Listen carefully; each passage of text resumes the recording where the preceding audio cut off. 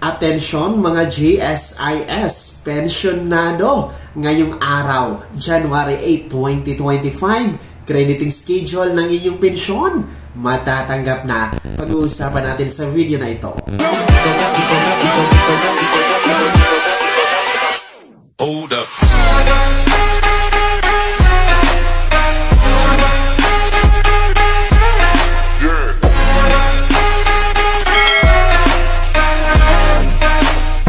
Hello mga ka-vlogs! Welcome dito sa aking YouTube channel. Magandang araw po sa lahat ng mga manonood. Saan po kayong dako sa mundo? Kumusta mga ka-vlogs? Para ito sa ating mga pensyonado sa GSIS. Ngayong araw, January 8, ang credit schedule ng pensyon.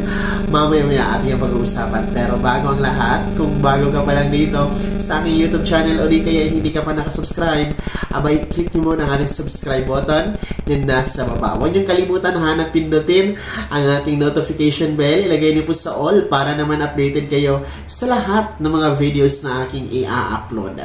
Narito na mga GSIS pensionado dahil ngayong araw, January 8, 2025, araw tayo ngayon ng Miyerkules. Crediting schedule ngayon ng inyong pensyon para ngayong buwan ng Enero 2025.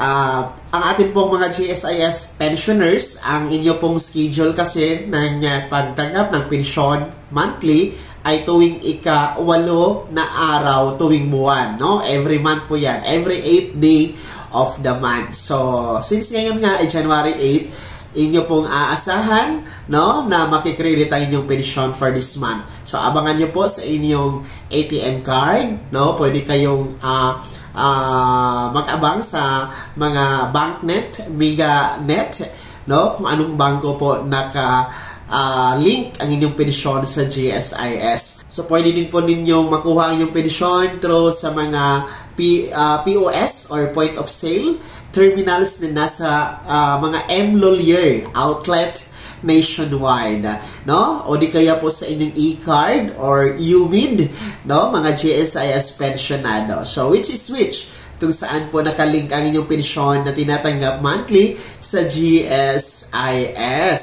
So, uulitin ko ha, mga GSIS pensionado, ngayong araw po, no? January 8, 2025, araw tayo ngayon ng Miyerkules.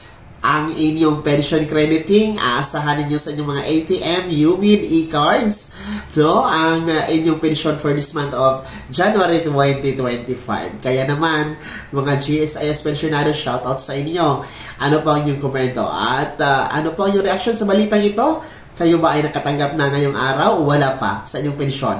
Ay komento nyo na sa comment section na nasa baba. Bago ako magtapos sa video na to, kung gusto niyo po sumuporta sa aming YouTube channel, maaari niyo pong i-click ang super thanks button na nasa baba. Sa mga gusto maging miyembro, pwede po. I-click yung mga join button, maraming perks dyan mga ka-vlogs. Be my member now. Sana'y naging gabay ang video na to kahit papano na pag-uusapan natin ang mga mahahalagang bagay-bagay na may kinalaman po sa pagiging pensyonado sa GSIS. Kung hindi ka mo nakasubscribe dito sa aking YouTube channel, maaari nyo nang i-click ang ating subscribe button na nasa baba. Huwag nyo kalimutan pindutin ang ating notification bell. Ilagay nyo po sa all para naman updated kayo sa lahat ng mga videos na aking i-upload. Maaari nyo ding i-like ang video na to.